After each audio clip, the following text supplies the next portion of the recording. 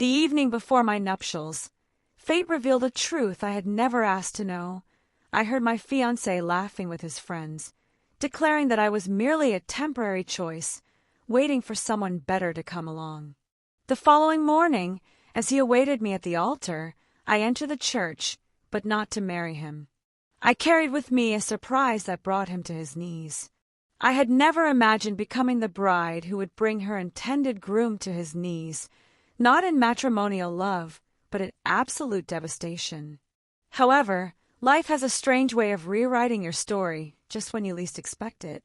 The night before my wedding, fate handed me a truth I didn't desire, and today I was about to return the favor.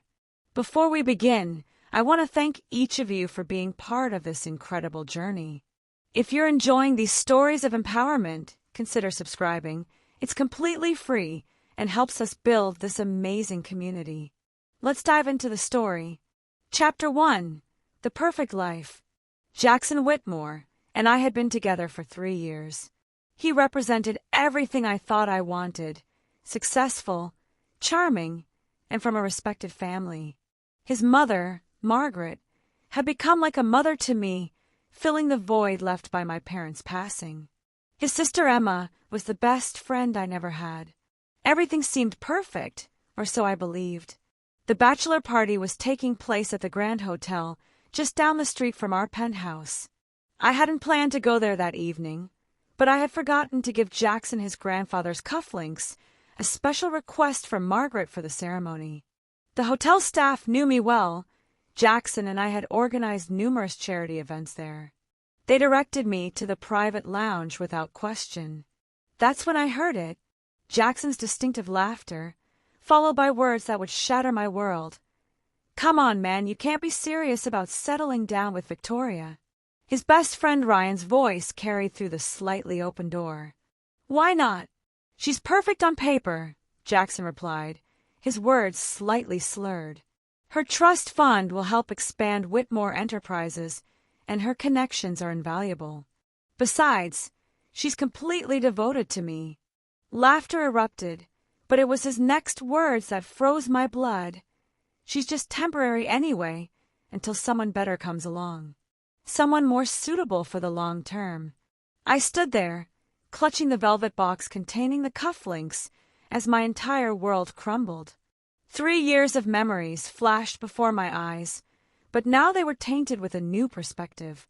The late-night business calls, the unexpected cancellations, the subtle ways he would manipulate my decisions, it all made sense. But I didn't cry. Instead, a strange calm settled over me.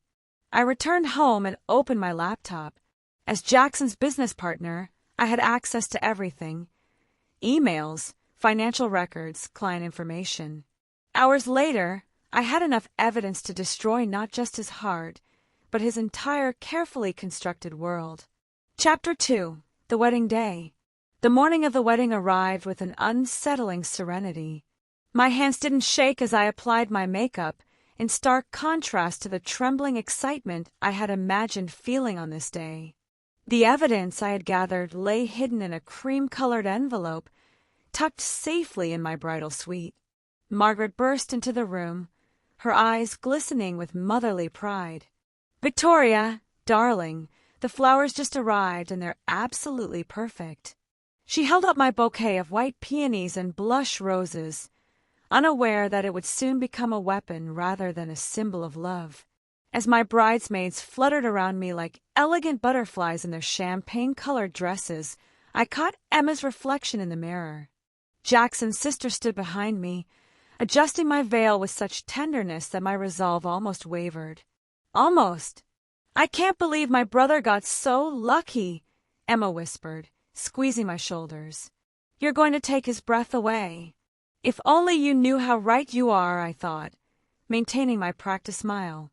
The next hour passed in a blur of hairspray, lipstick touches, and champagne toasts. I couldn't bring myself to drink. Every ping from my phone made my heart race, not from pre-wedding nerves, but from anticipation of what was to come. My private investigator had promised final confirmations by noon. At 11:43 a.m., the message arrived. Additional evidence secured. The reporter is in position. I excuse myself to the bathroom, phone clutched in my trembling hands. The screenshots confirmed everything. Jackson's offshore accounts, the diverted company funds, and most damningly, emails to his mistress discussing their post-honeymoon plans. The same mistress who, ironically, sat on his company's board of directors. A knock at the door startled me.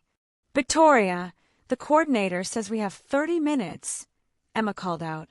"Just finishing up," I responded, my voice steady despite the storm raging inside me. I took one last look at myself in the bathroom mirror. The woman staring back wasn't the same person who had spent yesterday morning writing her vows with tears of joy. This woman wore her wedding dress like armor, her red lipstick like war paint. When I emerged, Margaret pulled me aside. "I want you to have this," she said, fastening a delicate pearl necklace around my neck. "It's been in the Whitmore family for generations. Jackson's grandmother wore it on her wedding day. The pearls felt like ice against my skin, another family heirloom that would become part of this day's collateral damage." "Thank you, Margaret," I whispered, hugging her tightly. "I want you to remember that no matter what happens today, you've been more of a mother to me than I could ever have hoped for." She looked at me quizzically, but before she could respond, the wedding planner appeared, headset in place, clipboard at the ready. "Places, everyone. The guests are seated and the groom is at the altar." Chapter 3. The walk down the aisle. My bridesmaids lined up, their excitement palpable. Emma kissed my cheek before taking her place at the front of the line. I waited until they had all left before retrieving the envelope from its hiding place and sliding it into a discreet pocket sewn into my dress. The church doors closed behind them, leaving me alone in the vestibule. Through the heavy wood, I could hear the string quartet playing Pachelbel's Canon, the same song Jackson and I had chosen together on a rainy Sunday months ago. My phone buzzed one final time. Reporter and photographer in place. Business partners, all present. Police contact on standby. I deleted the message and tucked the phone away. The wedding coordinator appeared beside me, radiant with professional cheerfulness. "Ready, Miss Bennett." I thought of the moment I first met Jackson at that charity gala, how his smile had lit up the room. I thought of our first kiss in the rain, the way he had proposed under the stars in Tuscany, all the dreams we had shared. Then I thought of his cruel laughter last night, the years of lies, the carefully orchestrated deception. The church doors swung open. The wedding march began to play, and 200 guests rose to their feet. At the end of the aisle, Jackson stood tall and handsome in his tuxedo, beaming with proud, practiced charm. He had no idea that in less than 5 minutes, that smile would shatter along with his reputation, his business, and his carefully constructed world. I took my first step forward, clutching my bouquet. The weight of the envelope against my thigh reminded me of my purpose. This wasn't a wedding march. It was a countdown to destruction. "Yes," I told the coordinator, my voice still wrapped in silk. "I'm ready." Each step down the aisle brought flickers of memories, moments I had once treasured but now recognized as carefully crafted deceptions. The soft whispers of beautiful bride from the guests felt like bitter ironies against my skin. Jackson's smile grew wider as I approached, his confidence unwavering, the perfect mask of a man who thought he had everyone fooled. 3 steps from the altar, I caught Ryan's eye in the front row. His smirk faltered slightly when I held his gaze, perhaps sensing something menacing in my expression. Next to him sat Rebecca Matthews, Jackson's business associate, wearing a tasteful navy dress that I knew cost more than most people's monthly salary, a dress likely purchased with diverted company funds. 2 steps away, and I could see Margaret dabbing her eyes with a monogrammed handkerchief. Emma stood among my bridesmaids, practically bouncing with excitement. The sight of them made my heart clench, knowing they were about to become collateral damage in Jackson's downfall. One final step. "You look stunning," Jackson whispered, reaching for my hand. I stepped back just slightly, just enough.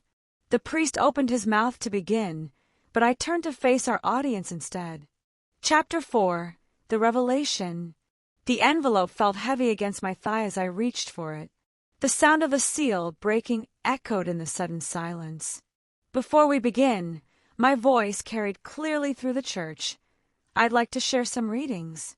Not from the Bible, but from Jackson's private emails to Rebecca Matthews, dated throughout our engagement. The color drained from Jackson's face as I pulled out the first document. Rebecca shifted uncomfortably in her seat, while confused murmurs rippled through the congregation. "My dearest Rebecca," I read, my voice steady. "Once the wedding secures the merger and Victoria's trust fund is accessible, we can proceed with our original plan. She suspects nothing." The murmurs grew louder. Jackson stepped toward me, but I moved away, pulling out more papers. "But wait, there's more," I continued, my smile sharp as glass. "Would anyone like to hear about the offshore accounts? Or perhaps the creative accounting at Whitmore Enterprises? I have copies for everyone, including the SEC representatives, who should be arriving right about." The church doors opened with perfect timing, revealing 2 suited agents. "No!" Jackson lunged for the papers, but I had anticipated this. I let the documents scatter, watching as they floated down like toxic snowflakes, each one revealing another layer of his corruption. The photographers I had planted among the guests captured every moment, their cameras clicking rapidly. "Victoria, please," Jackson hissed, grabbing my arm. "We can talk about this." I twisted free, facing him with all the cold fury I had accumulated. "Talk! Like how you talked about me at your bachelor party. Just temporary, wasn't I? Until someone better comes along." His face went from white to gray. In the front row, Ryan shifted uncomfortably, avoiding everyone's eyes. "I trusted you," I continued, my voice carrying through the now silent church. "I loved you, but you saw me as nothing more than a stepping stone, a means to an end." Margaret stood up, her face a mask of confusion and growing horror. "Jackson, what is she talking about?" "Mother, I can explain." "Explain the embezzlement," I interrupted, "the affair, the planned merger that would have bankrupted dozens of families." "Please, Jackson, explain to everyone exactly who you are." The SEC agents were moving forward now, flanking the altar. Rebecca had already slipped out a side door, but she wouldn't get far. Another team was waiting outside. "You've ruined everything," Jackson snarled, his charming facade finally cracking completely. I smiled, reaching up to remove the Whitmore family pearls. "No, Jackson. You did that all by yourself.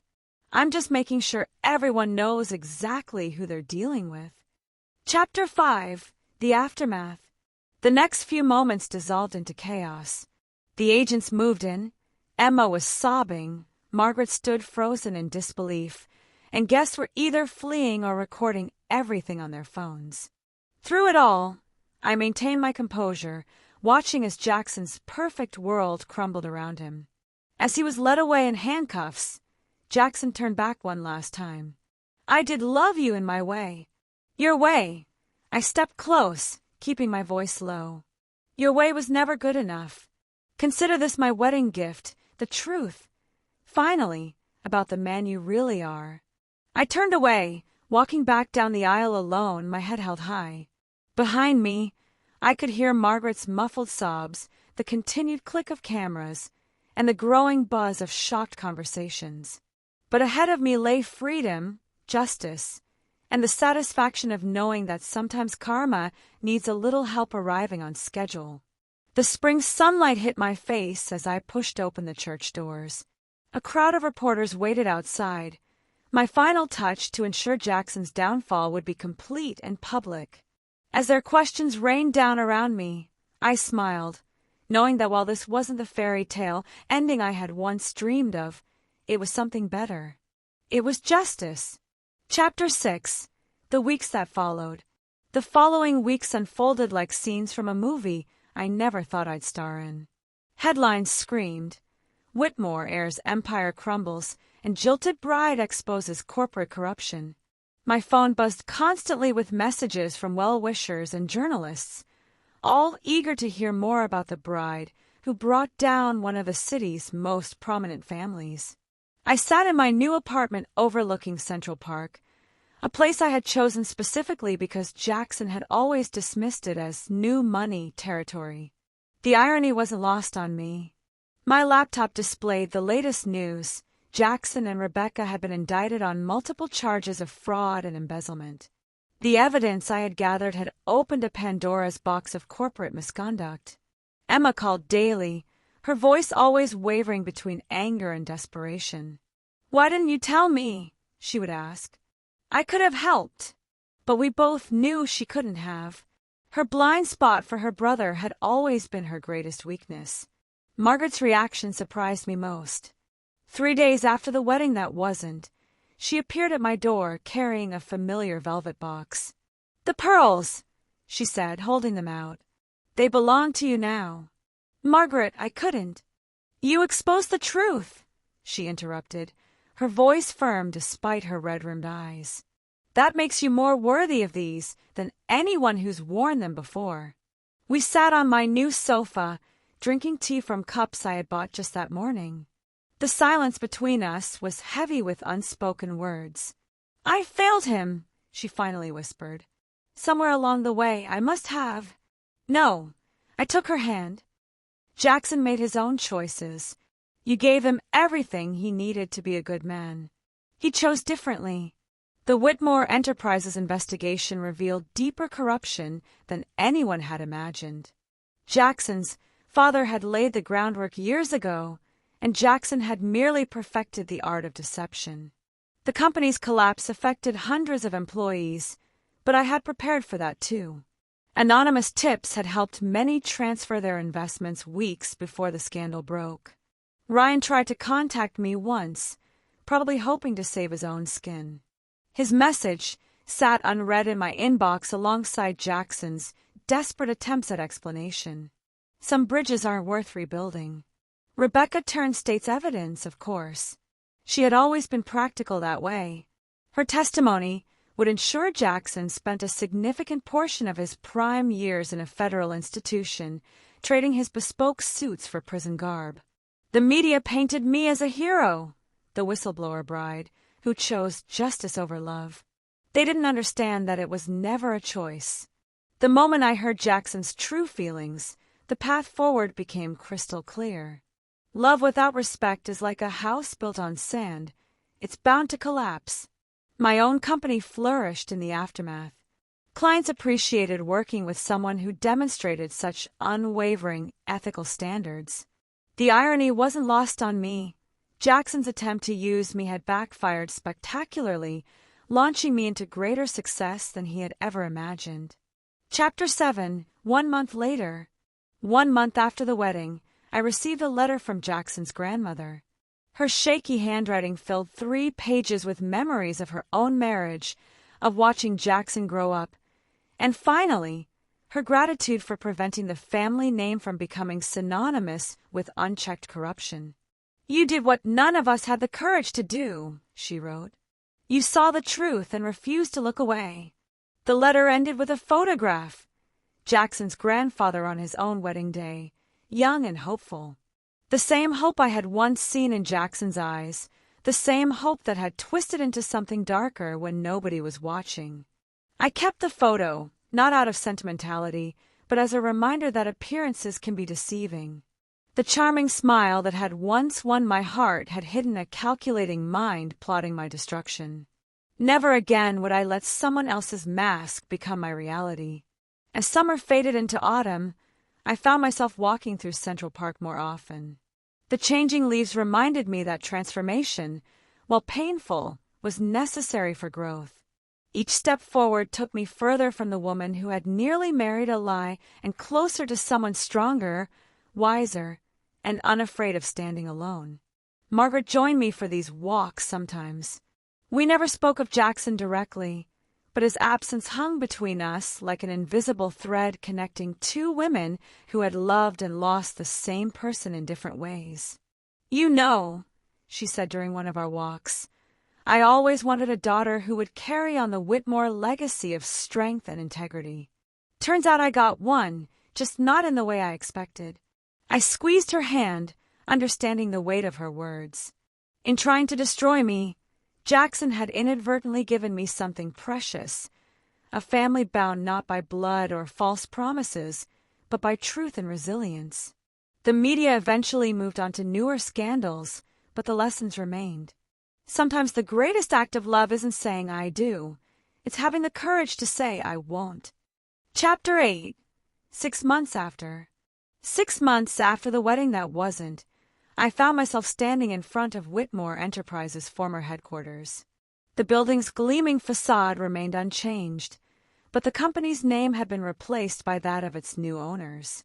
Inside, a different kind of energy pulsed through the renovated offices, one of transparency and renewed purpose. I had been invited to consult on the company's restructuring, a delicious twist of fate that hadn't escaped my notice. The new management wanted to understand how the previous corruption had gone undetected for so long. Who better to explain than the woman who had uncovered it all? Walking through the familiar corridors, I passed Jackson's old office. It had been converted into a communal workspace, its imposing mahogany doors replaced with glass panels. Sunlight streamed in where shadows once lurked, a fitting metaphor for the company's transformation. Emma had taken over a small division of the company, determined to rebuild her family's legacy the right way. We had slowly repaired our friendship, stronger now for having been tested. "The quarterly reports show remarkable recovery," she announced during a board meeting, her voice steady and confident. "We've retained 80% of our original workforce and implemented all recommended transparency measures." I watched her with pride, remembering the tearful conversation we had had 3 months ago when she discovered even more of Jackson's deceptions. Instead of breaking her, each revelation had only strengthened her resolve to make things right. The media had dubbed it the Whitmore Redemption, a story of corporate resurrection led by the women Jackson had underestimated. Margaret had emerged from her initial shock to become a fierce advocate for corporate accountability, using her social connections to promote ethical business practices. My own consulting firm had expanded rapidly, specializing in corporate fraud prevention. Companies sought our services, hoping to avoid becoming the next cautionary tale.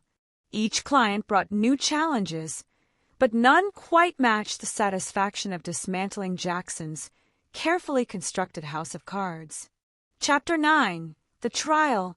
Spring arrived with an unexpected weight. Jackson's trial loomed on the horizon. The courtroom buzzed with tension as I took the witness stand, my voice unwavering as I recounted every detail. His eyes never left me during my testimony, but they no longer held the power to make my heart race. Instead, I saw him clearly for who he was, a man whose greatest defeat was being exposed for his true nature. The evidence was overwhelming.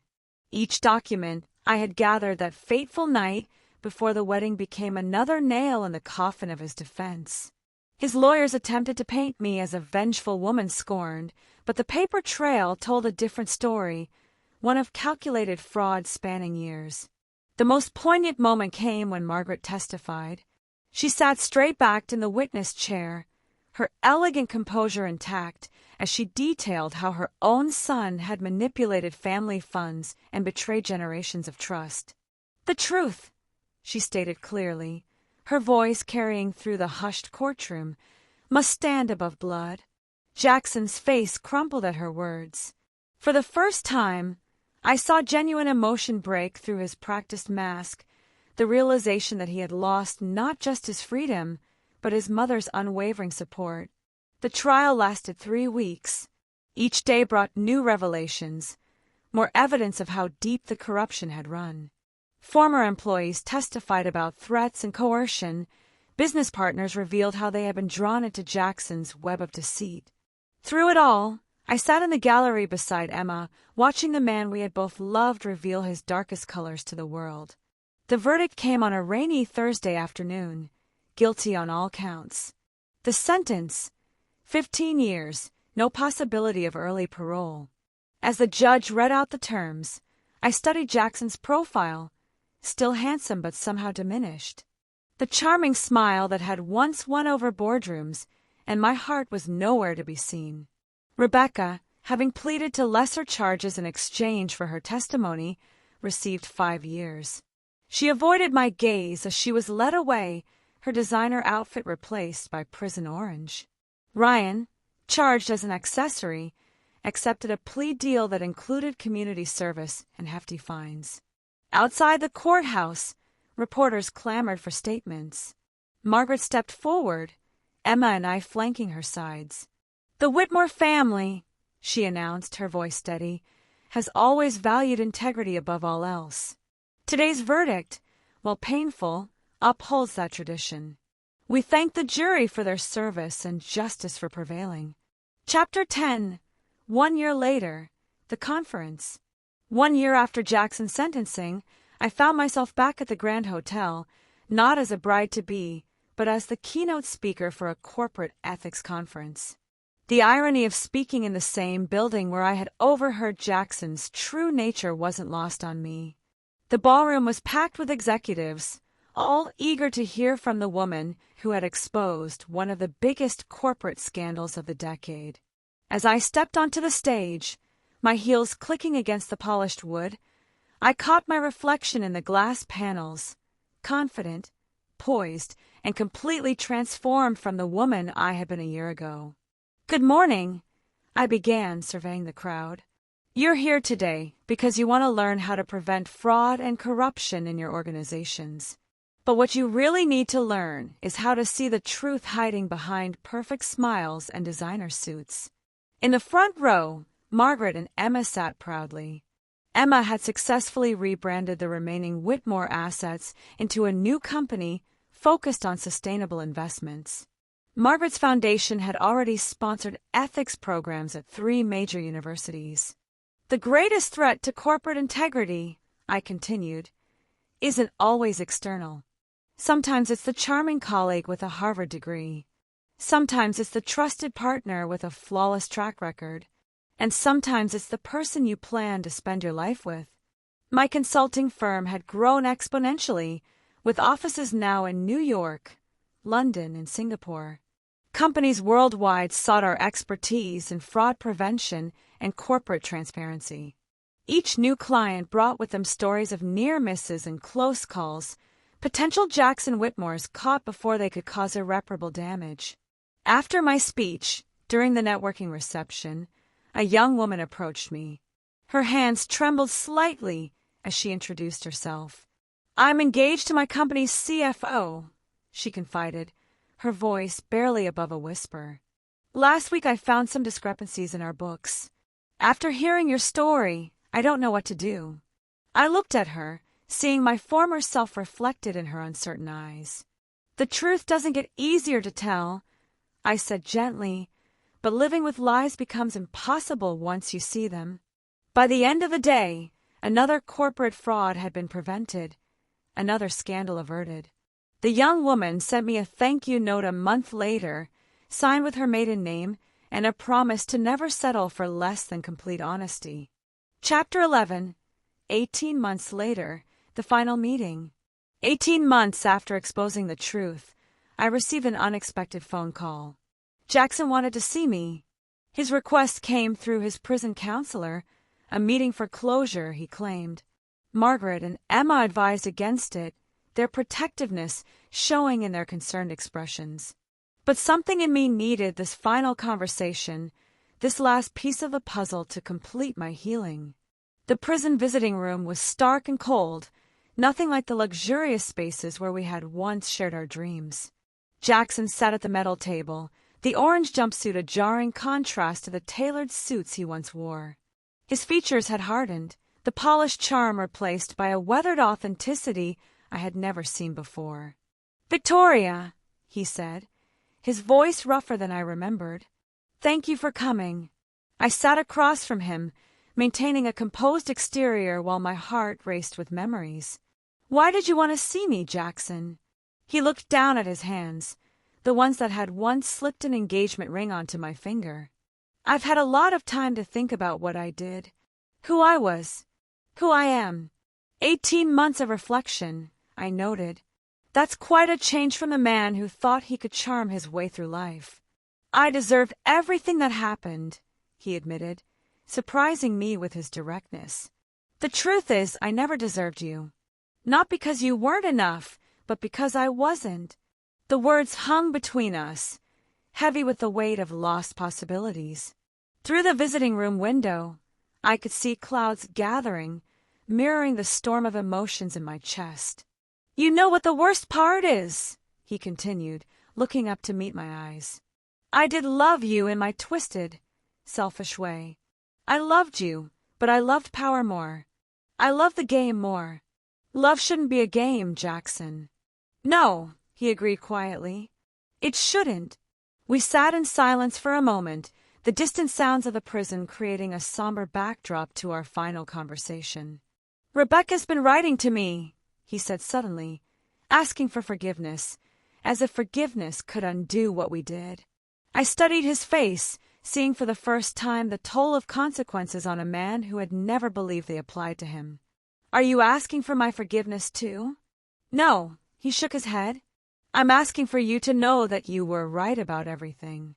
The woman who walked away from that altar was stronger than the man standing at it ever was. The guards signaled that our time was nearly up. Jackson straightened, a shadow of his old composure returning. I heard about your work, he said. The Ethics Foundation, the consulting firm. You've built something meaningful from the ashes of what I destroyed. We all did, I replied. Your mother, Emma, we found strength in the truth you tried to bury. As I stood to leave, Jackson called out one last time. The night before the wedding, when you overheard me, was that the first moment you knew? I turned back, remembering the girl who had stood outside that door, clutching those cufflinks. No, I answered honestly. It was just the first time I admitted what I had always known. Chapter 12, New Beginnings, Meeting Marcus.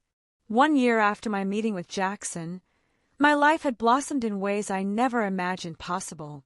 The Ethics Foundation had expanded globally, and our consulting firm had become the gold standard in corporate transparency. But it was a different kind of meeting that would mark this chapter of my story.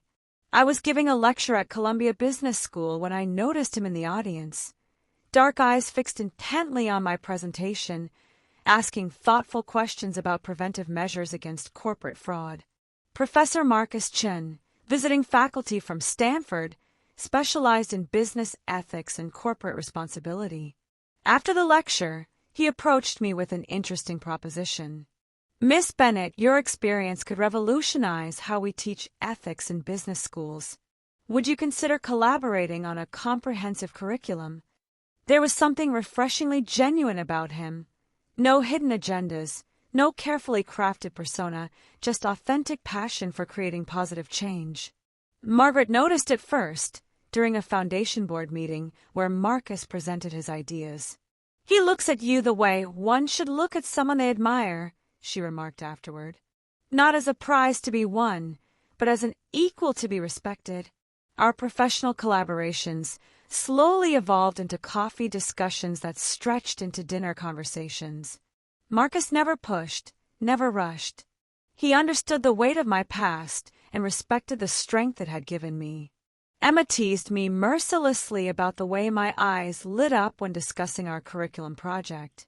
You know, Victoria, it's okay to be happy again, to trust again. But trust wasn't something I gave easily anymore. One evening, over dinner at a quiet restaurant in Greenwich Village, I told Marcus everything. Not just the headlines he had read, but the raw truth of loving someone who saw you as nothing more than a means to an end. His response was simple but profound. Thank you for trusting me with your story. It couldn't have been easy to share. Months passed, and our curriculum project flourished. Business schools across the country began adopting our ethics program. Marcus and I spent countless hours refining case studies, including the Whitmore scandal, now taught as a landmark example of corporate fraud detection. One rainy evening, as we walked through Central Park after a successful presentation, Marcus stopped under the shelter of a massive oak tree. "You know what amazes me about you, Victoria," he said, raindrops glistening in his hair. "Not just your strength in exposing the truth, but your courage to remain open to possibility even after everything." I looked at him, really looked at him, and saw what Margaret had noticed months ago. Here was a man who had built his career on teaching ethics not because it was profitable, but because he believed in it. Someone who saw my past not as baggage, but as wisdom earned. "The truth is," he continued, "I've fallen in love with you. Not the headline version of you, but the real you, brilliant, compassionate, and unafraid to stand for what's right. I'm not asking for anything except the chance to show you that love can be honest, straightforward, and true." Standing there in the rain, I felt something I thought I had lost forever. Hope. Not the naive hope of my younger self, but something stronger, tempered by experience and wisdom. Chapter 13. The Second Wedding. 3 years to the day after my almost wedding to Jackson, I stood in front of my full-length mirror, adjusting a different white dress. This one was simpler, more elegant, a reflection of the woman I had become. Margaret fussed with my veil, her eyes glistening with genuine happiness. "This time," she whispered, "everything is exactly as it should be." Emma burst into the room, champagne in hand. "Marcus is practically floating out there, and you should see the students who showed up. Half of Columbia's business school came to watch their favorite professors tie the knot.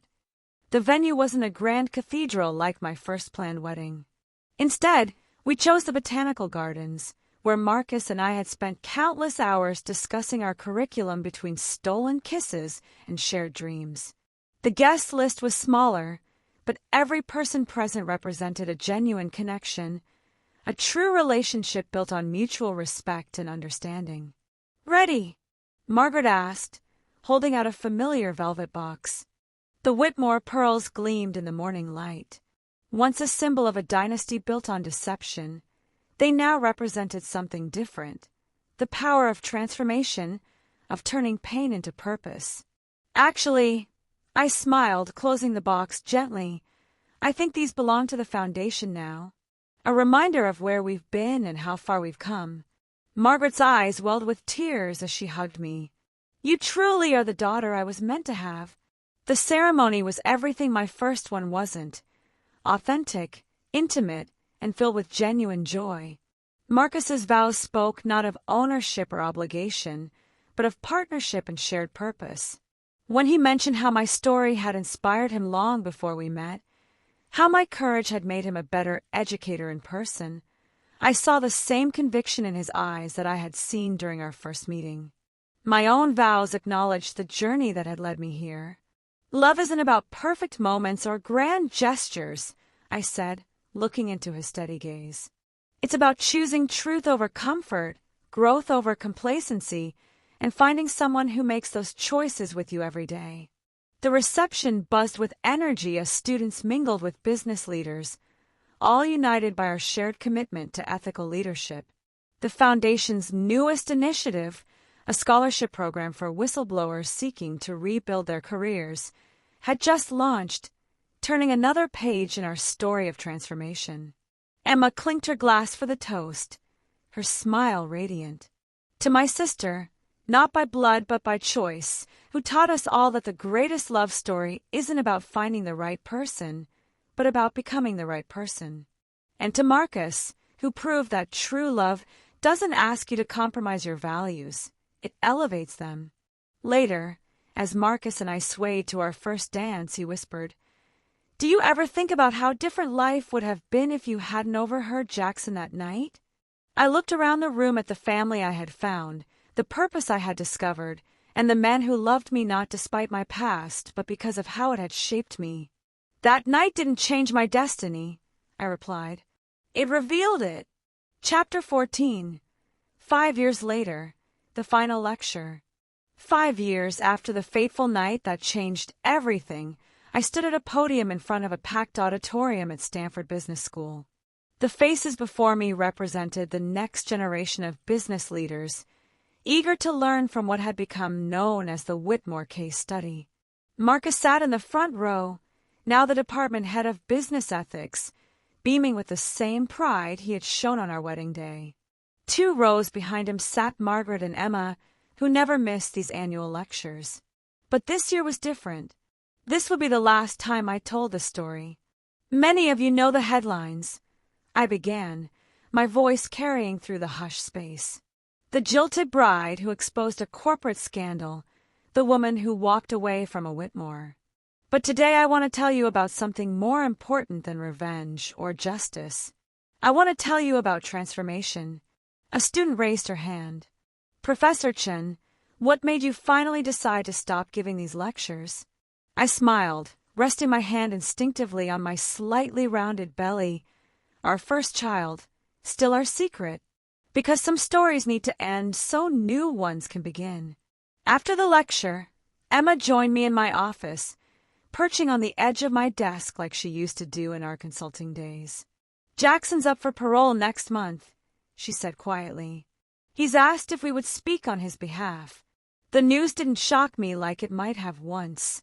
Time had a way of softening even the sharpest edges of betrayal. Will you? I asked. I might, she admitted. He's different now. The letters he writes, they're not from the brother I knew. They're from the brother I wished I'd had.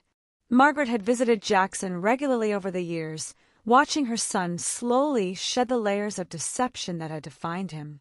She had shared with me his gradual transformation, how he had started counseling other inmates, helping them understand the ripple effects of white-collar crime on families and communities. The foundation had evolved too.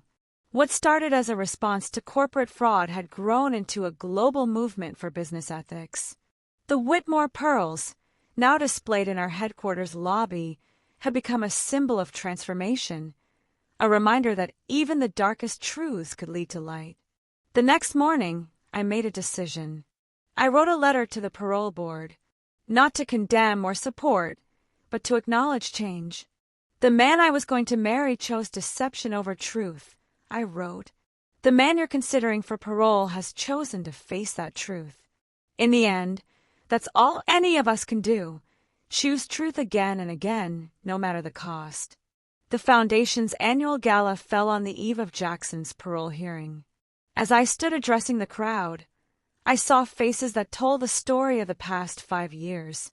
Students who had become ethical business leaders, whistleblowers who had found new purpose, families who had rebuilt from the ashes of corporate fraud. 5 years ago, I thought revenge was about destroying something, I concluded. Now I know it's about building something better. The greatest revenge isn't in watching someone fall, it's in helping others rise. Later that night, Marcus and I walked through our favorite spot in the botanical gardens, the same place where we had exchanged vows, where we had first discussed the ethics curriculum, where we would now tell our families about the new life growing inside me. You know what I love most about our story? Marcus said, his hand intertwined with mine. It was never really about revenge at all. It was about truth finding its way to the surface, like a flower breaking through concrete. I thought about the journey, from the bride who had overheard a devastating truth to the woman who had made that truth her strength, from seeking revenge to finding purpose, from a shattered dream to a life more meaningful than I could have imagined. The night before my wedding to Jackson had seemed like the end of my story. Instead, it had been the first line of a much better one. A story about choosing truth over comfort, growth over vengeance, and love that didn't need to be proven because it proved itself every day. As Marcus and I walked home under the stars, I touched my belly gently, thinking of the new chapter we were about to begin. Sometimes the best revenge isn't in the ending of one story, but in the beginning of a better one. 6 years after that fateful night at the Grand Hotel, I received an invitation that made my hands tremble. Jackson had been released on parole, and Margaret was hosting a small family dinner. The reason for the gathering stopped my heart for a moment. Jackson wanted to make amends, formally and properly, to everyone he had hurt. Marcus squeezed my hand as we pulled up to Margaret's townhouse, our daughter Grace sleeping peacefully in her car seat, unaware of the weight this evening carried. At 8 months old, she embodied everything pure and honest that my life had become. Emma met us at the door, her eyes showing a mix of anxiety and hope. "He's different," she whispered as she hugged me. "Really different." Jackson stood as we entered the dining room. Prison had aged him, stripped away the polished veneer he had once worn like armor. His designer suits were replaced by simple, modest clothing, but it was his eyes that showed the most change, clear, direct, without the calculating gleam I remembered. "Victoria," he said softly, then corrected himself. "Mrs. Chun. Thank you for coming." The conversation moved carefully, like dancers avoiding invisible obstacles. Jackson spoke about his work in prison, counseling other white-collar criminals, helping them understand the true cost of their actions. He had started a program that connected imprisoned fraudsters with their victims' families, fostering understanding and real remorse. "The Foundation's work reached us even inside," he explained. "Your ethics curriculum became part of our rehabilitation program. I taught it to other inmates, never telling them that the case study was my own story." "Over dessert," Jackson cleared his throat, "I've prepared something, if you'll allow me to read it."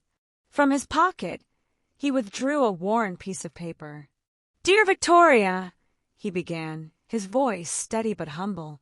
"Thank you, not for what you prevented me from doing to you, but for what you helped me become. By exposing who I was the night before our wedding, you heard the truth about who I was then.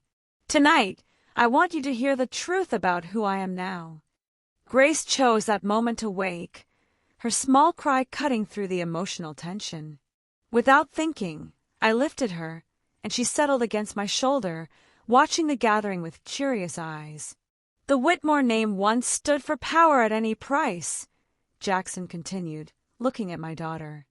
"Thanks to you, Emma, and Mother, it now stands for integrity. The greatest gift you gave wasn't just stopping me, it was showing me a better way to live." As the evening drew to a close, Jackson asked to meet Grace. I found myself nodding, and Marcus supported my decision with a gentle smile. Jackson knelt before her bassinet, his face soft with emotion. "Hello, little one," he whispered. "Your mother taught me the most important lesson of my life.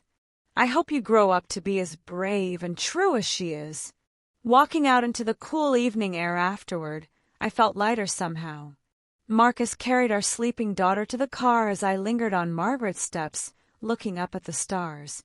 "You know," Margaret said, joining me, "when you exposed Jackson's truth 6 years ago, I thought our family was destroyed. Instead, you gave us all a chance at something real. The night before my wedding to Jackson had shown me an ugly truth that shattered my world. But from those shards, we had all built something beautiful, a family bonded not by lies and obligations, but by choice and truth."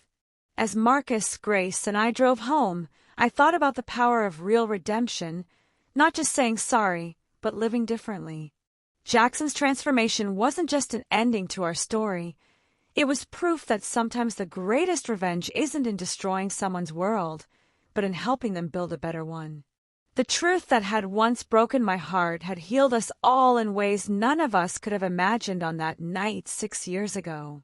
Sometimes the best endings aren't the ones we plan, but the ones we earn by facing our truths and choosing to grow from them.